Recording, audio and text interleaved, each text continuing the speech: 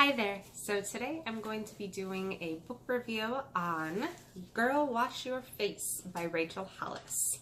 So if you don't know anything about Rachel Hollis, she is a self-made leadership and motivational speaker, and she says right in her book that she does not have a college degree. She's got a high school diploma, and at the age of 19 she moved to Los Angeles, and she has become a sensation because of her willpower and a little bit of luck too. We'll get into that. So she's worked extremely hard to get where she is today, and so she wrote this book because she got so many emails about how do I do this or how do I do that, and this was her response to those emails. You can check out her Instagram page. She and her husband, who's the CEO of their company, they have an Instagram page and a Facebook page. They do a conference every year. They came out with a documentary called Made for More documentary that you can also check out if you're interested in it.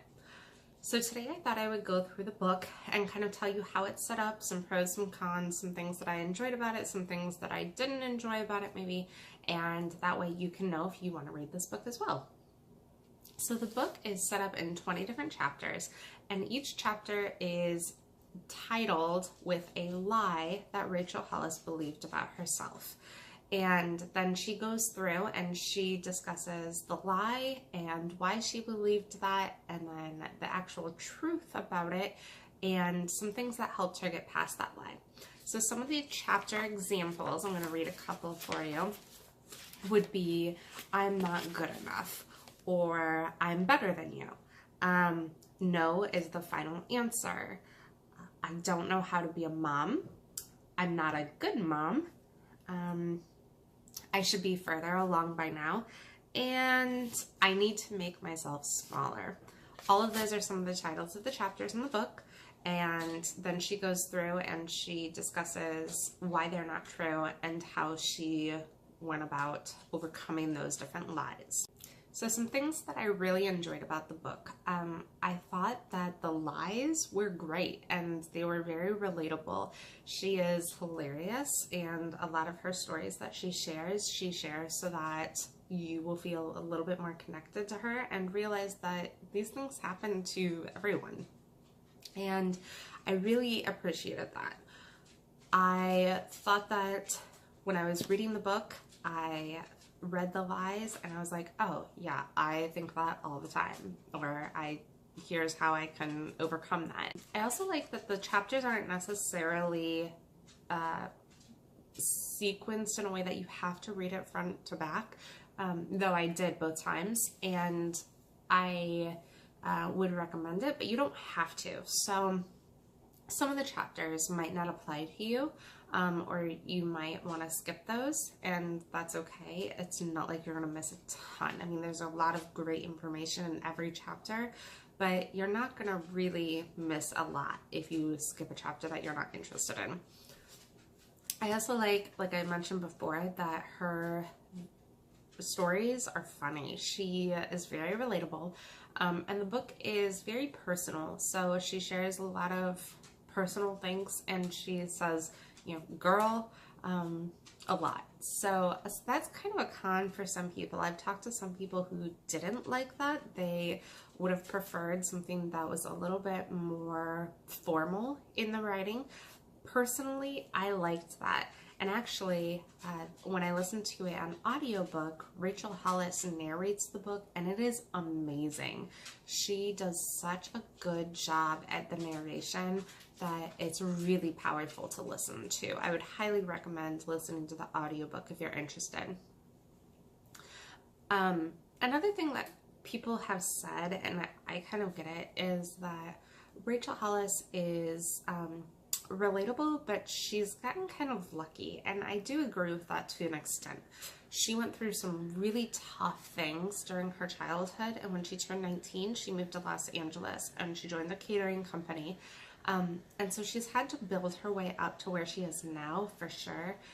But at the same time, she met her husband, and he worked at Disney, and they could live off of his salary while she built her company. And she focused a lot of her energy and resources on her company, and she was able to do that. Not everyone can do that. I feel like people have said that she just was kind of in the right place at the right time, and I get that. But again, I didn't think that it made it any less enjoyable of a book to read or listen to. A couple of things to note is one thing that I think is important to know going in is that this is published by a Christian publishing company. It is by no means a devotional. She is a preacher's daughter, and she does mention that a couple of times. And in her truths, she does bring up God sometimes. So if that's something that you are not interested in, it's just something to be aware of when you go into reading the book. I don't think it was over the top. I don't think it was all unnecessary, especially since it's published by a Christian publisher. I know that some people don't like it because they feel like she comes across as fake. I don't get that feeling. One of my favorite chapters was I need to make myself smaller. This was a huge one for me because I am constantly aware of how I am perceived by other people and making my personality fit for those people. And she's arguing that you shouldn't have to do that. You shouldn't have to diminish your personality so that other people are more comfortable. In fact, she sells a notebook that I left at my job.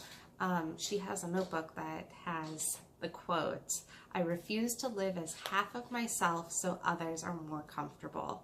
And that was huge for me, and it's something that I'm always working on. I'm comfortable with myself, but I also feel like I'm very conscious of what other people think of me. And another quote of hers that I think is great is, "Other people's opinions of you is none of your business." That just blew my mind. It was so simple and so powerful for me, and something that I'm continually working on. So if you read the book, let me know what you thought of it, and if you would like to read the book, leave that in the comments below and let me know what you think of it.